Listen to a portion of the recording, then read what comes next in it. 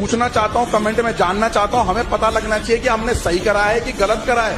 कि जिन आक्रांतों ने हमारी 4 साल 5 साल 6 साल की बच्ची को बिन कपड़ों के उल्टा पेड़ों पे लटकाया, जितने उन पेड़ों पे लटकाया जितने उस पेड़ पे पत्ते नहीं होते, उससे ज्यादा उन्होंने हमारी बहन बेटियों को लटकाया, हमारी माओं को लटकाया, हमारे गुरुओं का पतन करा, हमारे योद्धाओं को महाराणा प्रताप, छत्रपति शिवाजी, पृथ्वीराज चौहान और उनके बच्चों का इन्होंने खतरनाक बेरहमी तरीके से इन्होंने हत्या करी।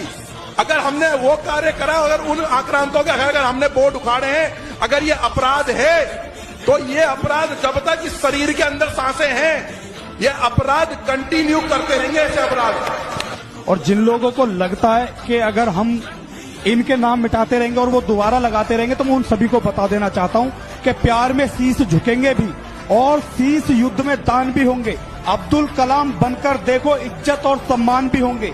गौरी गजनी औरंगजेब को अपना कहने वालों याद रहे, इस भूमि पर महाराणा वीर शिवाजी और चौहान भी होंगे। तो इनका नाम तो हम बिल्कुल भारत में बर्दाश्त कर ही नहीं सकते। सरकार हमें जितना मर्जी टॉर्चर करे, सरकार जितना मर्जी हम पर केस लगाए, हम लेने के लिए तैयार। हमारे जो भगवान तुल्य जितने भी वीर शिवाजी हो, चाहे छत्रपति संभाजी महाराज हो, उन्होंने अपना कर्म किया।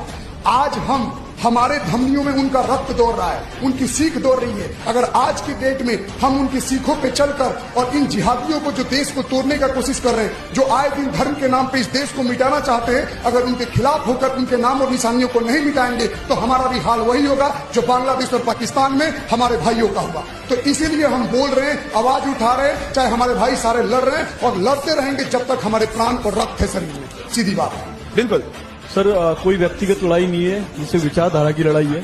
और जिस तरीके से छावा मूवी के अंदर जो दिखाया, छत्रपति संभाजी महाराज के नखून निकाल दिए गए, उनकी आंखों में गर्म सरिये डाल दिए गए और पूरे भारत की जनता की आंख में आंसू थे। और उसे देखने के बाद भी अगर ये खून नहीं खोलता तो कहीं ना कहीं जो देश के युवा हैं, जो देश के सनातनी हैं, उनका खून ठंडा हो चुका है। मैं ये कहती हूँ, पत्थर के संग रहना है, फिर पत्थर बनना होगा। धर्म बचाना चाहते हो तो कट्टर बनना होगा, वरना कुछ सालों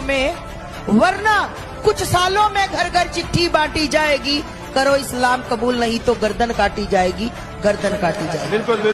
अकबर, बाबर, औरंगजेब, इनका तो हिंदुस्तान से नाम ही मिट जाना चाहिए। भाई बहुत अच्छा काम कर रहे हो, करते रहो, हम तुम्हारे साथ हैं। जय श्री राम।